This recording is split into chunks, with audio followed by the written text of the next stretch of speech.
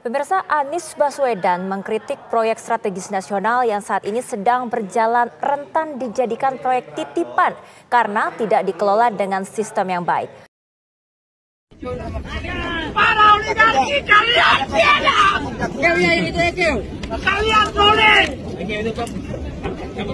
merampok negara, menyiksa rakyat! Halo, Assalamualaikum warahmatullahi wabarakatuh. Apa kabar sahabat Henrys? Semoga sahabat Henrys dimanapun berada tetap sehat, tetap semangat. Seperti biasa sahabat Henrys, welcome back to my YouTube channel Henrys Media. Kalau kemarin seorang nelayan Khalid blak-blakan mengatakan kalau Pak Anies Baswedan itu pernah menyelamatkan Laut Banten yang sekarang bergejolak lewat pagar bambu yang panjang 30 km lebih, itu viral dan menjadi perhatian publik guys ya. Pagar bambu ini juga akhirnya diketahui khalayak luas siapa pemiliknya dan apa tujuannya ya.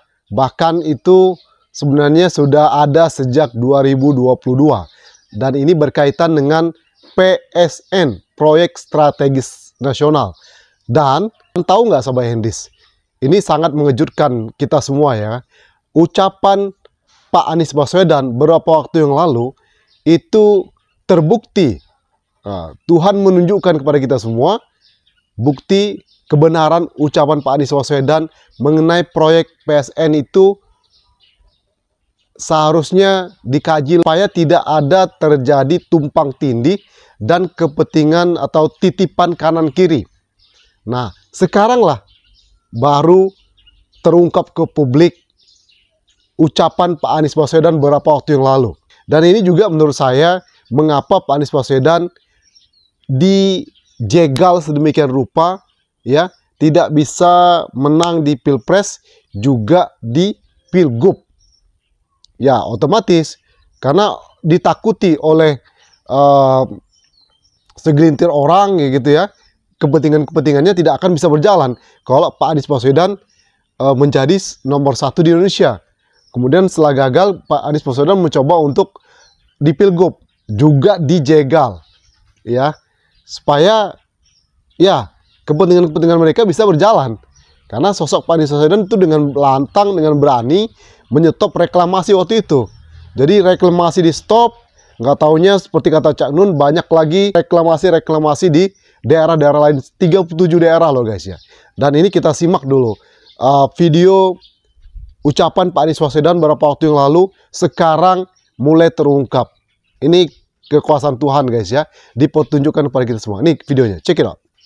Pemirsa, Anies Baswedan mengkritik proyek strategis nasional yang saat ini sedang berjalan rentan dijadikan proyek titipan karena tidak dikelola dengan sistem yang baik. Anies menyebut penyusunan PSN menjadi masalah karena tidak transparan dan tidak melibatkan publik sehingga kerap menimbulkan konflik di masyarakat.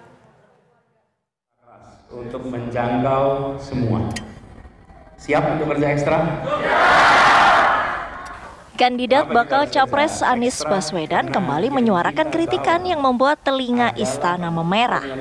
Anies menyoroti proyek strategis nasional pemerintah dalam pidatonya di Rapat Koordinasi Nasional Rakornas pertama Partai Masyumi di Jakarta Sabtu lalu. Bukan dalam pernyataan, tapi dalam kenyataan kehidupan. Anies menilai proyek strategis nasional alias PSN saat ini perlu diluruskan.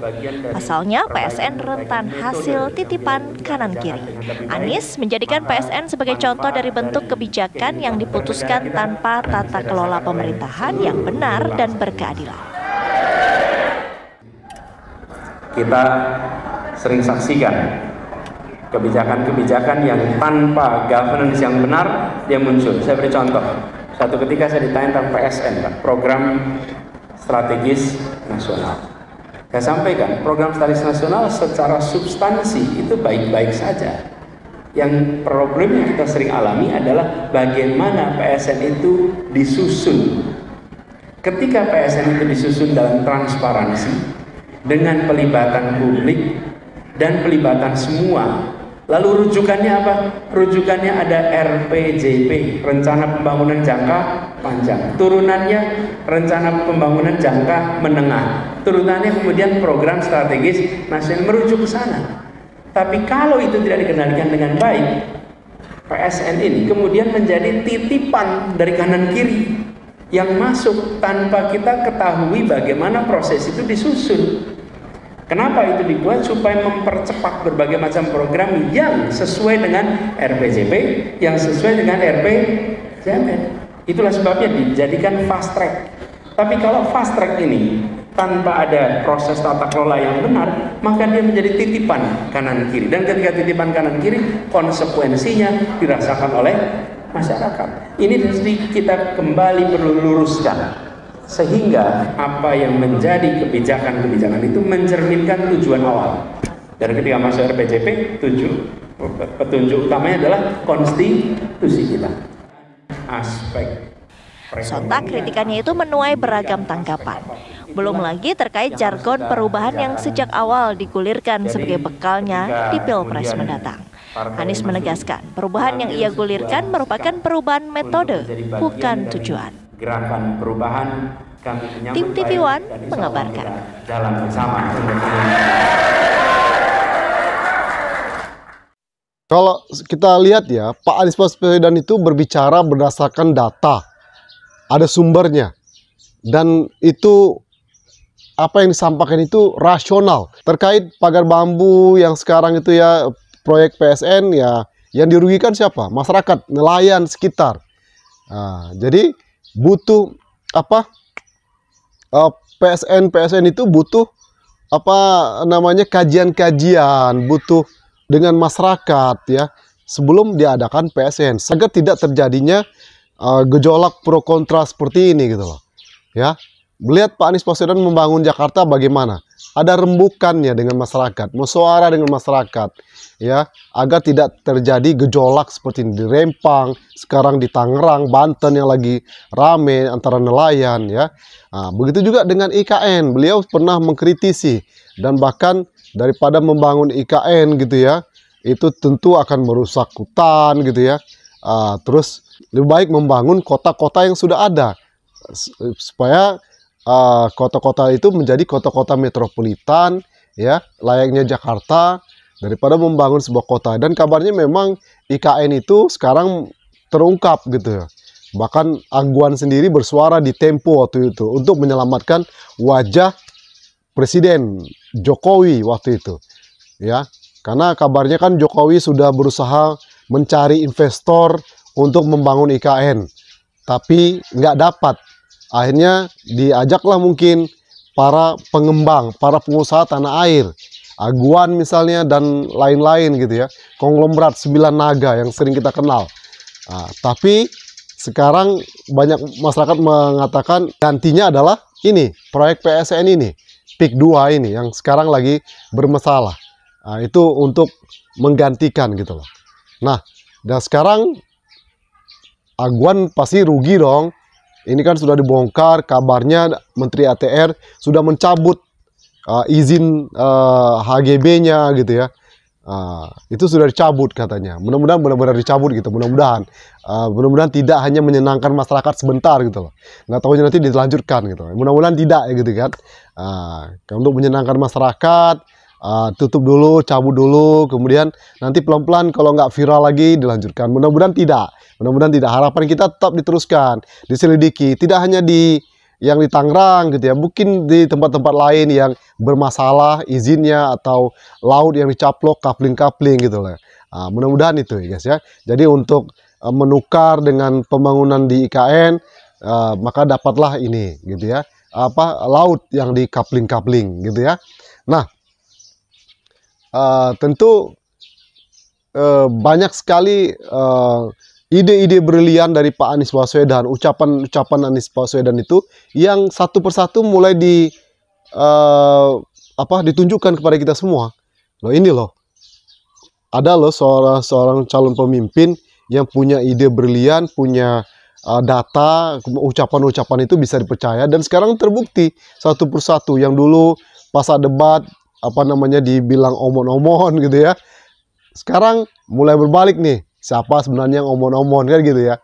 Angin tidak punya KTP, sekarang mulai terkuak gitu. Benar, Angin tidak punya KTP, Angin bisa bergerak kemana-mana. Pas pembongkaran pagar bambu Said Didu itu dengan lantangnya, ada videonya gitu ya, secara langsung membongkar pagar bambu. Karena memang yang memviralkan perihal pagar bambu ini itu Said Didu, guys ya. Para oligarki kalian diam. Kalian boleh merampok negara, menyiksa rakyat. Ini sedang berada di Pangkalan Angkatan Laut di Tanjung Pasir, melihat persiapan Sini lo, aturan kerenaan tekan hijau.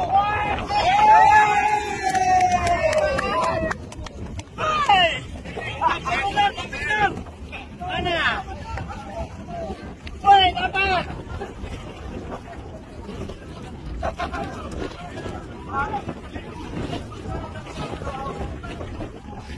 Ada pelampung, kasih pelampung. Walaupun banyak dinarasikan juga pada konten kreator waktu itu ya, bahkan sempat Said Didu mau diproses ke pengadilan ya, dilaporkan ke polisi. Alhamdulillah Said Didu keluar gitu ya, dan sekarang Said Didu menang gitu ya, menyuarakan rakyat. Tapi ada juga nih kemarin pemberitaan kalau Said Didu itu sempat menyenggol Pak Anies Baswedan soal pagar bambu ini gitu ya, yang dulu katanya begitu lantangnya menyuarakan tentang reklamasi, kok sekarang sepertinya diam ya. Ada di suara.com ada pemberitaannya, seolah-olah itu ditujukan untuk ke Pak Anies Baswedan. Dan kenapa Pak Anies Baswedan itu sekarang tampak diam gitu ya, tampak diam, dan itu dicoba dijawab oleh para netizen. Ya mungkin Pak Anies Baswedan sudah banyak menyuarakan ini gitu ya, dan dia sekarang bukan wewenangnya lagi ya. Ketika dia wewenang jadi gubernur Jakarta, dia langsung menyetop ya reklamasi tersebut seorang diri, guys ya, melawan dulu Luhut Binsar Panjaitan ya kan, tentu oligarki yang punya pengembang ya, dia lawan sendiri dengan nyetop sendiri gitu ya. Nah sekarang kok Pak Anies kelihatan diam gitu, Pak Said Didu sempat senggol dia. Apakah karena apa kira-kira Pak Anies kelihatan tampak diam? Mungkin kalian punya komentar di bawah, guys ya. Sekarang ini pemerintah Prabowo itu mulai unjuk gigi, ada pemberitaannya, dengan membongkar pagar laut ini gitu ya. Unjuk gigi 100 hari, dan bahkan ada survei di Litbang Kompas 80, sekian persen masyarakat percaya dengan kinerja pemerintahan Prabowo. Bagaimana menurut kalian sahabat Henris? Dan sempat juga ini Mardhani Alisera, ini PKS, dari PKS gitu ya, sempat melontarkan kinerja Pak Prabowo, kemudian mendatangi Pak Anies Baswedan ke pondoponya dan mengutarakan untuk agar Pak Anies Baswedan tidak mendirikan partai, karena kan nggak lama lagi kan Pak Anies Baswedan akan meluncurkan ormas atau partai. Nah PKS lewat Mardhani Alisera tampaknya akan mencoba melobi Pak Anies Baswedan agar tidak mendirikan ormas atau partai. Nah kalau saya lihat dari wawancara dari Merdeka.com, apakah PKS ketar-ketir dengan ormas atau partai yang akan dibuat oleh Pak Anies Baswedan? Kalau saya kalau saya sih tahu ya arahnya kemana dan siapa dibalik lobby PKS ini gitu loh, ke Pak Anies Baswedan ini. Oke. Nah, apalagi ada janji manis dari Mardhani Alisera di wawancara Merdeka.com itu, nanti kan mereka akan tetap mendukung gitu ya.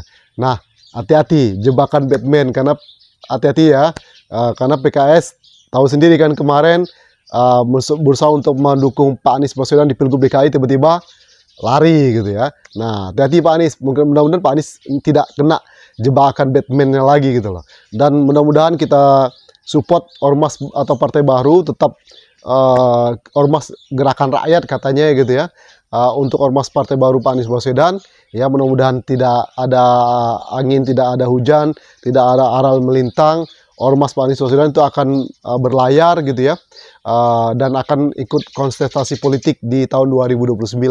Jangan sampai nanti kejebak lagi dengan lobby-lobbying, karena saya melihat sih pasti ada udang di balik batu dengan datangnya PKS melobi Pak Anies Baswedan untuk mengurungkan pembuatan ormas atau partai baru. Nah, gimana menurut kalian Sahabat Hendris? Oke, itu saja video kali ini Sahabat Hendris. Thank you for your attention. One more time, don't forget to subscribe, like, comment, and share. See you in the next video. Wassalamualaikum warahmatullahi wabarakatuh. Bye-bye.